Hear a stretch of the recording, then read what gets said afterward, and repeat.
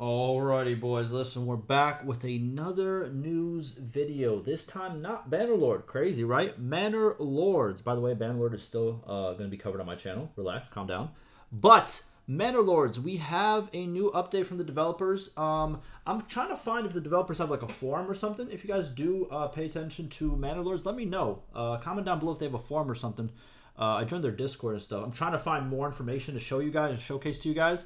But so far, we do have this statement right over here that they made on Steam, pretty much showing what the game is and what the game isn't. So sit back. I'm going to read this to you, with my angelic voice. And we're going to go from there. We're going to see what there is to talk about. I have played the game. Obviously, you've seen it on my channel. I did get an early access key.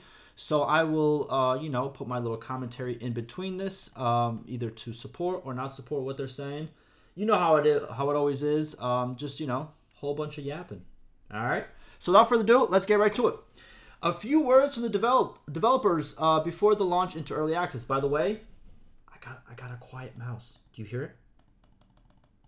Okay, you can hear it when I'm not talking, but like low key, it's not this no more. That's the old mouse. New mouse. Holy brother! Would you look at that? All right, sorry. All right, so hey, everyone. It's been quite a journey so far, but it won't stop on April 26th. That's when the game releases, by the way, which is coming up. What is that, 7 days now? 1 week. During development, the core tester group was around 130 people plus. Given the popularity of the game, I'm pretty sure this is going to be a wave of feedback that I will need to address after the early access launch. So pretty much what he's saying is they only had about, 100 or so people to test the game, obviously, the core tester group. And he's saying that when the game gets fully released, there's going to be so much more feedback because obviously they have 2 million wish listed. Obviously, not all those are going to be purchases right away.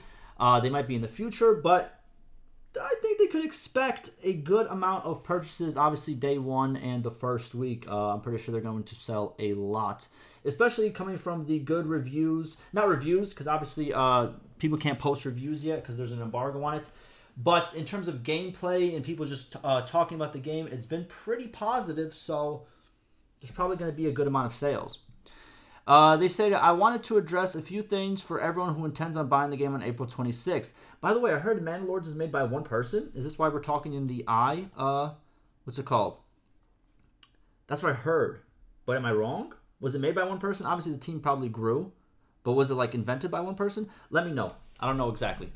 The deep lore. It's been in development for a couple of years, if I'm not mistaken. What this game is not. Okay, so now let's talk about what this game isn't. Okay, so Manor Lords is not a total war competitor. It's a city builder with battles. Yes, battles are there, but not as huge or as frequent as some of you might expect. The majority of gameplay is focused on city building and management. That is true. So most of the time, you will just be building up and making sure you can maintain population growth by, obviously doing certain things. So your villagers or whatever you want to call them, townspeople, they always have demands, and you have to meet the demands in order for the population to grow, obviously for the people to be happy, and all of that in between. And you have to upgrade, for example, you have to upgrade your church, your manor, stuff of that nature. And the most important thing is you always have to make sure you have enough food and firewood. Because if you grow too quick and you don't have enough food and firewood, you are toasted, pretty much. And in terms of battles, yes, there are battles. There definitely are battles, and you can obviously engage in more battles as your game progresses, because more bandit camps will pop up. You can have conflict with other regions. So there is battles, but it's definitely not total war type of battles. You know what I mean? It's not there. You know what I mean? It's mainly building your city, making sure it's effective, and obviously making it grow and all of that. Next, it's not an empire management style grand strategy game either. The map has regions, but you won't be able to conquer the whole Europe, nor have marriages or anything like that. The game is designed to play at a much smaller scale. Yes, so pretty much the map, if I'm not mistaken, has 9 regions, if I'm not mistaken. And you start randomly in one of those 9 regions. And I don't know if you could start in all 9 regions. Maybe you can't start in the middle one. But I think on the outskirts, you could start in one of those regions. And then You can press a claim if you gain enough influence to take over another region, and if the region is contested, you will have to fight whoever currently owns that region, right? So, yeah, it's a little bit smaller scale, definitely smaller scale. The map is still huge. You can definitely build huge, you know what I'm saying, towns and stuff like that. And it's going to be pretty cool to see what people build, and then obviously you can walk through them. Pretty cool. Another thing that I think would be amazing for Manor to do, since it has the option to go into third person and walk around, I think it would be amazing if there's somehow, I don't know how exactly you would do this, but if there was a way to, what's it called, to export your save through the game. Like, for example, save your save and then make it public. Like, making a save public would make it so players can go into that save and then walk through the city or the town. I think that would be amazing if there was a way to do that.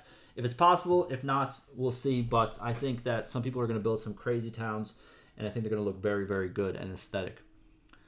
Because the game looks really good in third person as well. Very good. It's not an RPG either. If you played Kingdom Come Deliverance or Mount & Blade, Manor Lords is a different type of game. There is a visit mode in Manor Lords which allows you to walk around the town, but it's experimental, cosmetic bonus feature. The game is really meant to be played in the bird's eye perspective, like a strategy game almost always should. There won't be any first-person gameplay. Okay, that makes sense. I didn't expect any first-person gameplay. I don't think anybody did. But yeah, there is a third person. It's fun. I think it's a good addition. Again, like he said, it's only cosmetic only. You can really just walk around and see what's going on. But I like that it's in real time. You can see the villagers working, walking around. Obviously, they ignore you because technically you're kind of like a ghost walking through the town because you can't really interact with anything. But it's definitely fun. And by the way, I'm gonna link some of my videos down below. I also did a third person where I go through the third person and see what you can do and what you can't do. And I thought it was pretty good, even though you can't really do anything but look. It's still very well done. I didn't even expect it to be in the game, to be honest with you, but it's very well done. But yeah, it's not like Mount & Blade or Kingdom Come Deliverance at all. It's not a competitive face-paced RTS like Age of Empires or StarCraft. That is true as well. It is a lot more slow-paced. You got to focus on what you're focusing on, and you're going to get into these parts of the game where you're going to be like, well, how do I make this? And sometimes to make certain items, like for example, if you want to make bread in the game, you have to first make the farm. The farm has to go through the season. You have to make a farmhouse so they can farm the farm. And then, not farm the farm, but like farm the wheat. And then you take the wheat and you bring it to the windmill. That turns into flour. Then you have to bring the flour to the conventional oven, and that makes the bread. And obviously, you need everybody to work in a certain place. You need a person in the windmill. You need a person in the oven. You need a person in the farm, if that kind of makes sense, right? Well, not a person. It goes by families. So each time, like, you add, like, a person, for example, or like an icon of a person to any building, you're technically adding their whole family, right? If that kind of makes sense. Next, this will be an early access release. True. Yes, it must be disappointing, but I think it's the right choice. It's my first serious game, and not only some stuff is still unfinished, but I bet you guys will ask me to change some things you don't necessarily like. But I want to pursue an open development strategy of a back and forth between me and you. I think it would worked great for the game so far. I compared to times where there wasn't even a testing group and I was developing in a bubble. There it is. So it looks like this was actually made by one person. Pretty cool.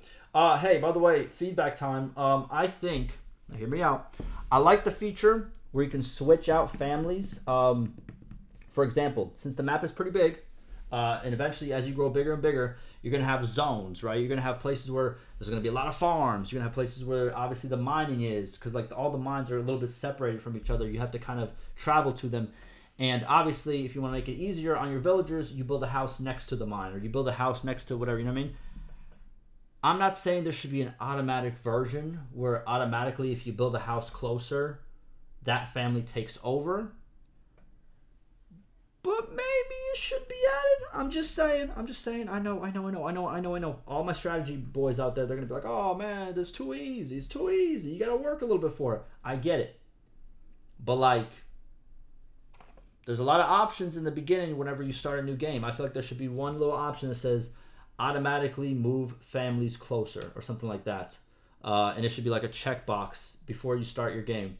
So you can check it if you want to automatically move the families or not. So pretty much what I mean by this is if, let's say, a family is in the main town that I have, right? Now, 2 miles away is the mining camp, right? Now, if that person who lives at that town has to travel back and forth. Now, if you build a house closer to the mining camp and another family moves in, I think automatically that new family that moves in should be like, okay, now we're taking over the mining camp. Maybe it should be like a little pop-up on the screen where it says, hey, do you want to switch out this family or keep the old family? That would be cool too. So one or the other I think would be pretty cool. It gets kind of tedious kind of going through each house and each camp and being like, well, let me do this and that. I think there's a more automated way to do it, and I think it would I don't think it would hinder gameplay or hinder like the enjoyment of it. I don't think it's that enjoyable to do that part anyways. Even though I like the feature, don't get me wrong. I think it's not the most enjoyable part of the game. Next, excuse me. Jesus. The publisher and I recently shared the game with content creators all over the world. Your boy out here. Your boy. Me. Your boy. Feel free to check out numerous... I say that because I've never been shared like a big upcoming game. Shouts out, by the way. First big upcoming game that's shared in early access with me. Appreciate it. Feel free to check out numerous streams and Let's Plays before buying. Yeah, check out my videos, dog. What is you doing, bro? Check them out. Links down below. To make sure the game is for you. True, that's what you should be doing for every game, by the way.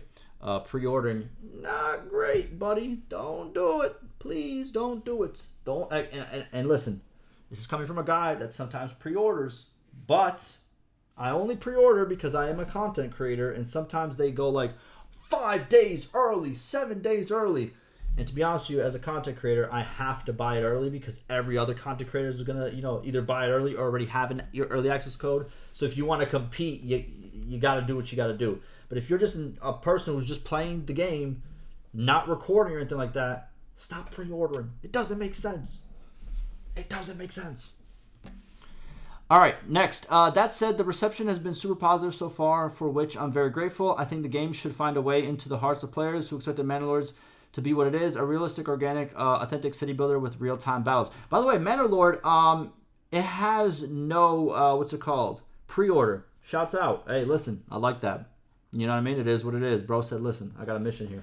Don't pre-order my game, just wishlist it. I like it. Roadmap. I do not plan on releasing a roadmap yet. I've made a mistake once or twice before of promising and working on the feature only to find out that the testers didn't care as much as I did and that they actually wanted something else. So even if I have a plan, I want to adopt the philosophy of listen, verify, and implement. That's smart.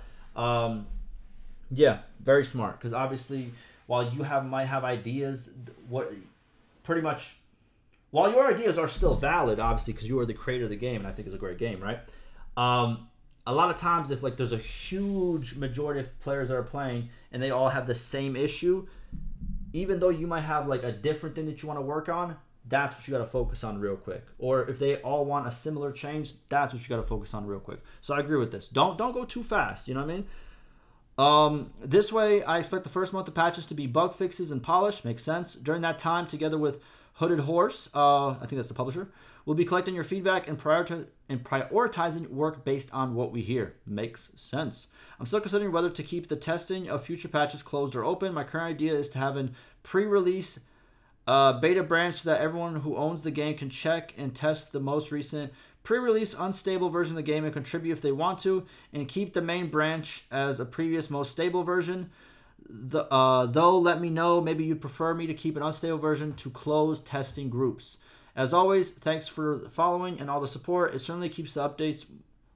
I'll certainly keep the updates more frequent here once the early access officially starts. Have a good one, Greg. Shouts out, Greg. Listen, Greg, I'm going to let you know something. All right? I have experience when it comes to...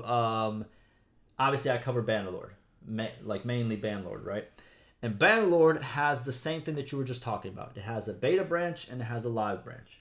Now, while I think it's amazing, right? Because obviously you can test out features and obviously have a live version where, it's more stable. That's where you should put your mods and stuff onto.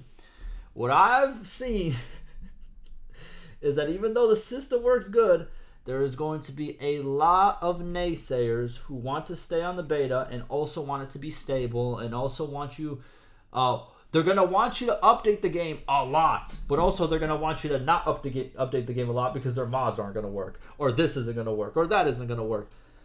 So just remember, there's going to be a lot of people who, and there's going to be obviously people who are confused and be like, oh, what's the main, what's the beta, how do I change versions, how do I do this, how do I do that? But I still think the system itself of doing a beta, or like the concept of doing a beta and a live at the same time, is good. While there are some people that will be confused, and while there are going to be people who are very contradicting of themselves and saying, oh my god, please, we need more updates. And then as soon as an update drops, oh my god, my mods, please, why did you update? I still think it's a good idea, and I think you should do it, okay? I think you should do it for sure. You know what I mean? And I'll definitely make a video how to, get onto the right version. So I got your back, Greg. All right? I got your back, my brother. All right? Listen, that's going to do it for me. Pretty cool. A few words. There it is. Turned into a few more words for me as well. But that will do it for me, and I will see you in the next one.